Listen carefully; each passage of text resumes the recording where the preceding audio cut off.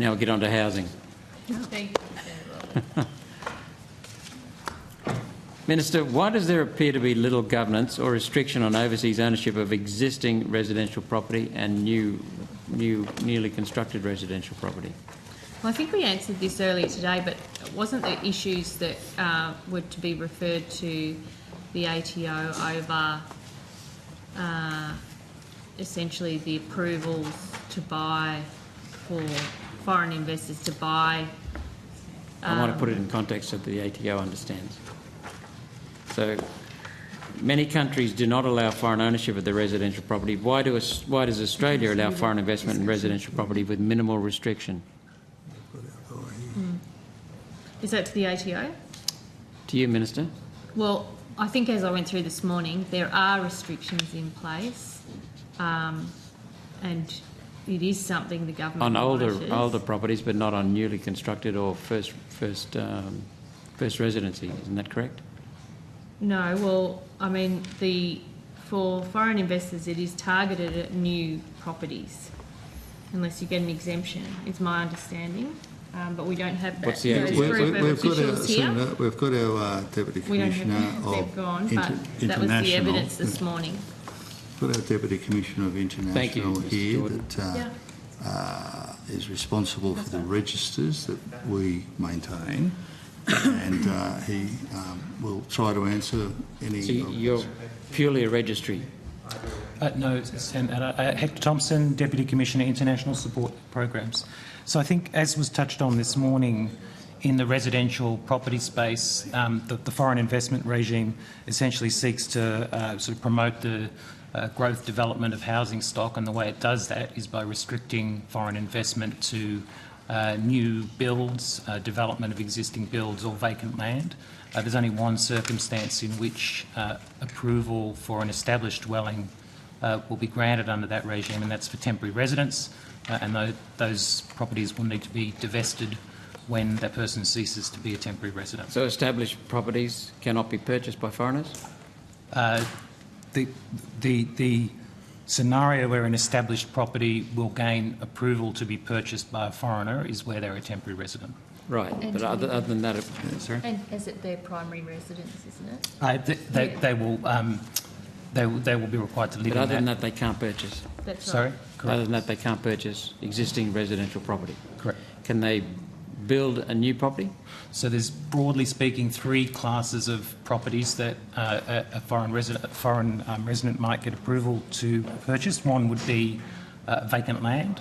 One would be to redevelop an existing property, so you could perhaps subdivide, you could convert a single dwelling into two dwellings, or a new build, yes. Thank you.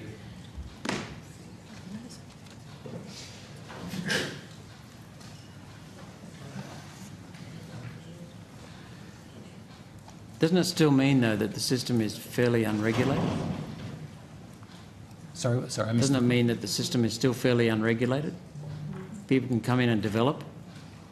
So there'll be conditions around our approval. So there'll be a time period. Like, for example, if you were to seek approval to develop an existing property, there would be time periods around that approval granted. So it's not an open-ended approval. Do you know how many properties are being redeveloped or developed every year from foreign ownership? So we have a product. So I probably don't have to that level of detail. We have a register of foreign ownership of residential land that we publish every year, and that actually breaks down transactions by the sorts of. So I think it breaks it down between vacant land, established dwellings, and new dwellings. So that would be probably the most disaggregated split I can provide. So, Minister, I'm being asked to wind up. Wouldn't the widening of the mandate of the ATO to include all residential purchases by foreign purchasers go a long way to slowing down the sale of residential properties to foreign speculators? So would it just take me through that again? Wouldn't the widening of the mandate of the ATO to include all residential purchases by foreign purchases by foreign purchasers go a long way. They do. I think, Senator, we do, and some are So not you register all? allowed. Some are not allowed, and some are allowed, depending on their circumstances. So all purchases asked by foreigners to be made are looked at and regulated. Yes, it might be helpful. I know there was some conversation this morning, so it is a requirement to seek approval to purchase properties if you're a foreign resident. We do undertake compliance activity.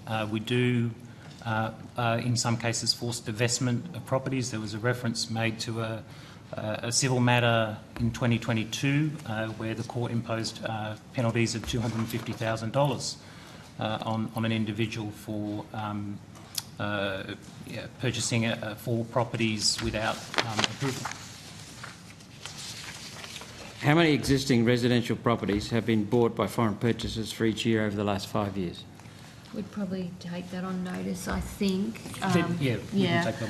We certainly had some figures that we gave you, I think, for the might be the 2021 year.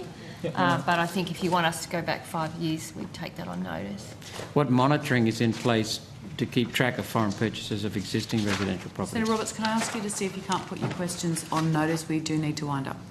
I have 4 years. That'd be good. I can put most of them on notice. How many residential properties, new or existing, are sitting vacant after purchase by foreign purchasers? Do you track things like that? So there is a regime that is known as the vacancy fee, and under that regime, foreign owners are required to notify us if the property is vacant, and if they fail to notify us in a given period, we deem the property to be vacant, and there is a vacancy fee charged for that. Okay, thank you. I'll put the rest of the questions on notice. Thank you, Senator Roberts.